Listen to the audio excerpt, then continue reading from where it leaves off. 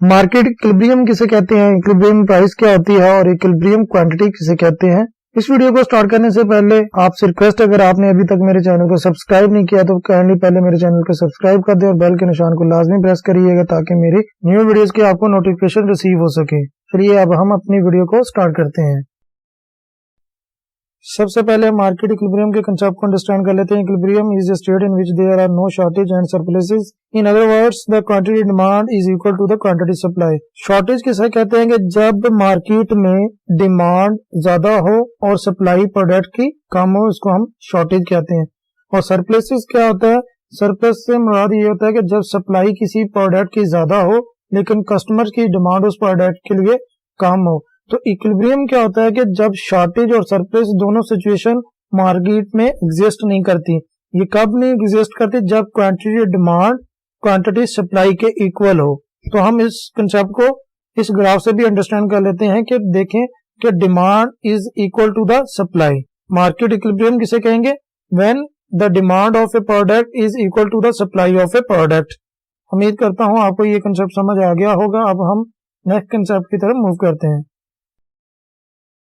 पहले हम equilibrium price की डेफिनेशन को देख लेते हैं। Equilibrium price is the price of a good और services when the supply of it is equal to the demand for it in the market. किसी भी प्रोडक्ट की कीमत को इक्विलिब्रियम प्राइस उस टाइम कहेंगे जब उस प्रोडक्ट की मार्केट में सप्लाई प्रोडक्ट की डिमांड के इक्वल हो। इसको हम इक्विलिब्रियम प्राइस कहेंगे। इस कंसेप्ट को मैं फर्दर टेबल और ग्राफ के साथ एलैबोरेट करूंगा, तो आप इस वीडियो को लाजमी अंत तक देखिएगा। चलिए अब हम नेक्स्ट कंसेप्ट की तरफ मूव करते हैं।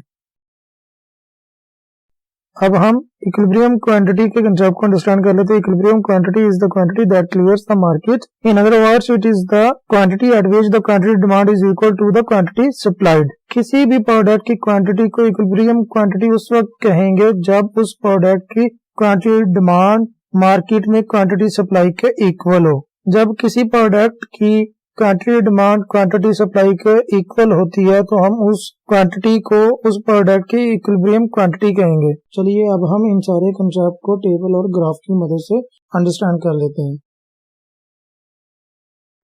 सबसे पहले हम टेबल को अंडरस्टैंड कर लेते हैं। देखें टेबल के 3 कॉलम है। पहले कॉलम पे उसने प्राइस ऑफ कमोडिटी एक्स बताया हुआ है। कमोडिटी एक्स से मुराद हम कोई भी प्रोडक्ट ले सकते हैं। फॉर एग्जांपल हम इधर एप्पल को ले लेते हैं, सेब को ले लेते हैं। और सेकंड कॉलम में उसने क्वांटिटी सप्लाई बताई है कि वो कितनी एप्पल की क्वांटिटी मार्केट्स में प्रोड्यूसर प्रोवाइड कर रहा है। और थर्ड कॉलम पे उसने क्वांटिटी डिमांड बताई हुई है। इसमें ये होता है कि कंज्यूमर या कस्टमर कितनी उस प्रोडक्ट की डिमांड कर रहा है। फॉर एग्जाम्पल हमने एप्पल को इधर कमोडिटी के तौर पे लिया था कि कितनी कस्टमर की डिमांड है मार्केट में।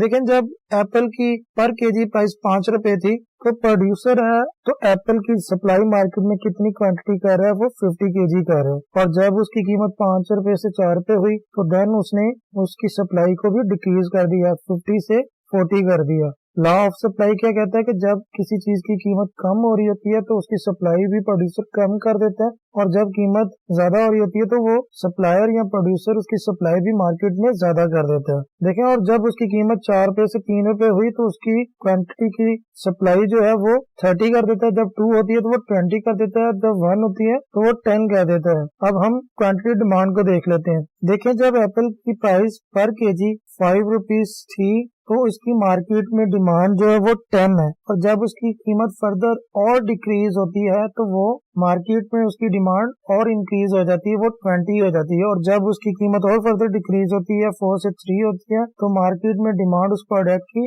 और इंक्रीज हो जाती है, वो 20 से 30 हो जाती है। लॉ ऑफ डिमांड क्या कहता है कि जब कीमतें कम हो रही होती हैं तो उसकी डिमांड बढ़ जाती है, और जब कीमतें ज्यादा हो रही होती हैं तो उस प्रोडक्ट की डिमांड मार्केट में कम हो जाती है। देखिए, जब